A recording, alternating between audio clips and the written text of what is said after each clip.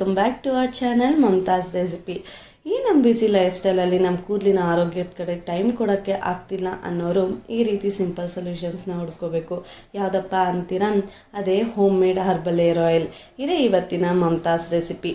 ನೀವಿನ್ನೂ ನಮ್ಮ ಚಾನಲ್ನ ಸಬ್ಸ್ಕ್ರೈಬ್ ಆಗಿಲ್ಲ ಅಂದರೆ ಪ್ಲೀಸ್ ಬೇಗ ಸಬ್ಸ್ಕ್ರೈಬ್ ಆಗಿ. ಮತ್ತೆ ಆಗ್ತಡ ಶುರು ಮಾಡೋಣ. ಮೊದಲಿಗೆ ಸ್ಟವ್ ಆನ್ ಮಾಡಿ ಪ್ಯಾನ್ನ ಬಿಸಿಗಿಡಬೇಕು. ಅದು ಬಿಸಿ ಆದಮೇಲೆ ಕೊಬ್ಬರಿ ಎಣ್ಣೆನ ಹಾಕ್ಕೋಬೇಕು. ನಾನಿಲ್ಲಿ ಒಂದು 600 ml ಇರೋ ಬಾಟ್ಲಲ್ಲಿ ಒಂದು 500 ml ಅಷ್ಟು ಕೊಬ್ಬರಿ ಎಣ್ಣೆನ ತಗೊಳ್ತಿದ್ದೀನಿ. ನೀವು ಯಾವ ಬ್ರ್ಯಾಂಡ್ ಕೊಬ್ಬರಿ ಎಣ್ಣೆ ಅದು ಯೂಸ್ ಮಾಡ್ಬೋದು, ಆದರೆ ಕೆಮಿಕಲ್ಸ್ ಕಮ್ಮಿ ಇರೋಂಥದ್ದನ್ನ ನೋಡಿ ಚೂಸ್ ಮಾಡಿ. ನೆಕ್ಸ್ಟ್ ಅದಕ್ಕೆ ಒಂದು 2 ಟೇಬಲ್ ಸ್ಪೂನ್ ಅಷ್ಟು ಮೆಂತ್ಯ ಹಾಕ್ತಿದ್ದೀನಿ.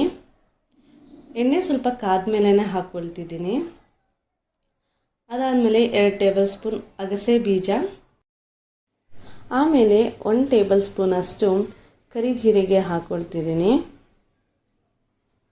ಇದರ ಬೆನಿಫಿಟ್ಸ್ ಎಲ್ಲ ಮುಂದೆ ವಿಡಿಯೋಲ್ಲಿ ನೋಡೋಣ. ಈಗ ಒಂದು ಪ್ಲೇಟ್ ತುಂಬ ಹರ್ಬಲ್ ಐಟಮ್ಸ್ ತೊಗೊಳ್ತಿದ್ದೀನಿ. ಈಗ ಒಂದೊಂದೇ ಇದನ್ನು ಎಣ್ಣೆಯಲ್ಲಿ ಹಾಕೋಣ. ಮೊದಲಿಗೆ ಒಂದು 2 ಇಡಿಯಷ್ಟು ಕರಿಬೇವಿನ ಸೊಪ್ಪನ್ನ ಹಾಕ್ಕೊಳ್ತಿದ್ದೀನಿ. ಅದಾದಮೇಲೆ 1 ಇಡಿಯಷ್ಟು ದಾಸವಾಳದ ಹೂವು ಹಾಕ್ಕೊಳ್ತಿದ್ದೀನಿ.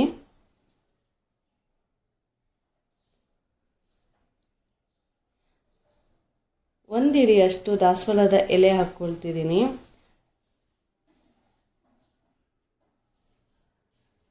ಅದಾದಮೇಲೆ 1 ಇಡಿಯಷ್ಟು ಅಲೋವೆರಾ ಹಾಕ್ಕೊಳ್ತಿದ್ದೀನಿ. ಕ್ಲೀನಾಗಿ ತೊಳೆದು ಕಟ್ ಮಾಡಿರೋಂಥ ಅಲೋವೆರಾ. ಅದಾದಮೇಲೆ 1 ಇಡಿ ತುರಿದಿರುವಂಥ ಬೆಟ್ಟದ ನೆಲ್ಲಿಕಾಯಿನ ಹಾಕ್ಕೊಳ್ತಿದ್ದೀನಿ.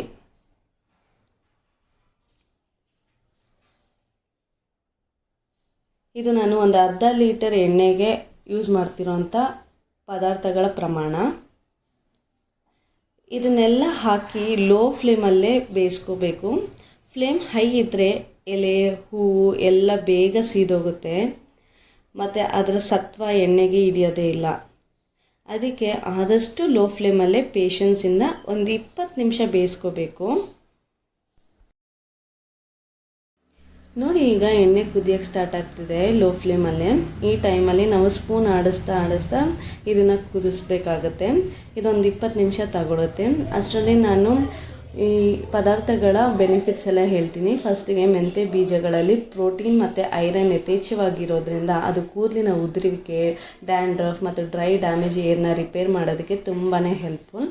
ನೆಕ್ಸ್ಟ್ ಅಗಸೆ ಬೀಜದಲ್ಲಿರೋ vitamin B, vitamin E rich ಆಗಿರೋದ್ರಿಂದ ವಿಟಮಿನ್ ಬಿ ಹೇರ್ ಗ್ರೋತ್ಗೆ ಹೆಲ್ಪ್ ಮಾಡಿದರೆ, ವಿಟಮಿನ್ ಇ ಹೇರ್ ಡ್ಯಾಮೇಜ್ನ ರಿಪೇರ್ ಮಾಡೋಕ್ಕೆ ಹೆಲ್ಪ್ ಮಾಡುತ್ತೆ. ಕರಿ ಜೀರಿಗೆ ಸ್ಕ್ಯಾಲ್ಪ್ ಹೆಲ್ತ್ ಅಂದರೆ ನೆತ್ತಿಯ ಆರೋಗ್ಯಕ್ಕೆ ಸಹಾಯಕಾರಿ. ಇದು ಏರ್ ಫಾಲಿಕಲ್ಸ್ ಅಂದರೆ ಕೂದಲಿನ ಬುಡವನ್ನು ಸ್ಟ್ರಾಂಗ್ ಆಗಿಸುತ್ತೆ ಮತ್ತು ಹೇರ್ ಗ್ರೋತ್ಗೆ ಹೆಲ್ಪ್ ಮಾಡುತ್ತೆ. ಕರ್ಬೇವಿನ ಸೊಪ್ಪು ಕೂದಲಿಗೆ ಯೂಸ್ಫುಲ್ ಅಂತ ಎಲ್ರಿಗೂ ಗೊತ್ತಿರೋಂಥ ವಿಷಯನೇ. ಯಾಕಂದರೆ ಅದರಲ್ಲಿರುವಂಥ ಆ್ಯಂಟಿ ಆಕ್ಸಿಡೆಂಟ್ಸ್ ಕೂದಲಿನ ರೀಗ್ರೋತ್ ಮಾಡೋದಷ್ಟೇ ಅಲ್ಲದೆ ಬುಡನ ಕೂಡ ಸ್ಟ್ರಾಂಗ್ ಮಾಡುತ್ತೆ.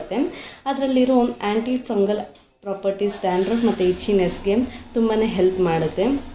ನೆಕ್ಸ್ಟ್ ನಾವು ಯೂಸ್ ಮಾಡಿರೋದು ದಾಸವಾಳದ ಹೂ ಮತ್ತು ದಾಸವಾಳದ ಎಲೆಗಳು. ಅದರಲ್ಲಿರುವಂಥ ಅಮಿನೋ ಆ್ಯಸಿಡ್ಸ್ ಅದು ಯಥೇಚ್ಛವಾಗಿರೋದ್ರಿಂದ ನೆತ್ತಿಯಲ್ಲಿ ಬ್ಲಡ್ ಸರ್ಕ್ಯುಲೇಷನ್ ಚೆನ್ನಾಗಿ ಆಗೋದಕ್ಕೆ ಹೆಲ್ಪ್ ಮಾಡುತ್ತೆ. ಇದರಿಂದ ಹೇರ್ ಗ್ರೋತ್ಗೆ ತುಂಬಾ ಹೆಲ್ಪ್ ಆಗುತ್ತೆ. ಅಲೋವೆರಾ ಯೂಸ್ ಮಾಡೋದ್ರಿಂದ ಒಳ್ಳೆ ಶೈನ್ ಮತ್ತು ಸಾಫ್ಟ್ನೆಸ್ ಕೊಡುತ್ತೆ ಕೂದಲಿಗೆ.